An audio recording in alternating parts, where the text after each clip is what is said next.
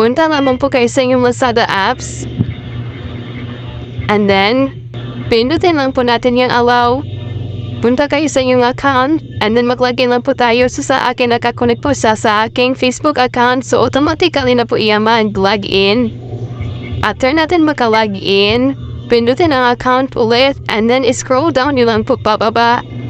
May makikita kayo dyan na Lazada wallet. Pindutin nyo lang po yan. And then, pindutin nyo po yung arrow. Mapupunta po kayo dito sa balance details. Pindutin ang withdraw. And then, pindutin ang withdrawable deposit. So, may nakasulat po dito. Kayo na po bahala magbasa para malaman niyo po kung ano ang mga pinakaiba ni withdrawable deposit and non-withdrawable deposit. Then, pindutin natin ang back, yung arrow. Pindutin ang withdrawable deposit. Then, pindutin ang let's start. So, ayan guys, maglagay na po tayo ng amount na gusto nating i-withdraw. And then, pindutin lamang po natin ang continue. So, confirm withdraw guys.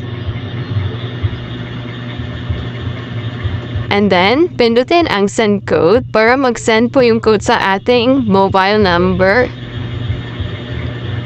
Copy-paste ko na lang po para mas mabilis.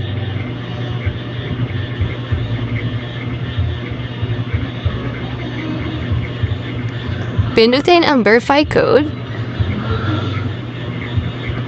So, ayan guys, okay na po siya. Hintayin na lang po nating ma-approve ang ating request withdrawal. Pindutin ang okay. Ayan guys, zero balance na po yung ating Lazada wallet. I-check na po natin kung may text na sa GCASH. At ayun nga guys, na-receive na natin ang ating withdraw galing sa Lazada wallet. I-check na po natin ang ating GCASH account. Kung talaga nga bang nadagdagan na ang ating balance.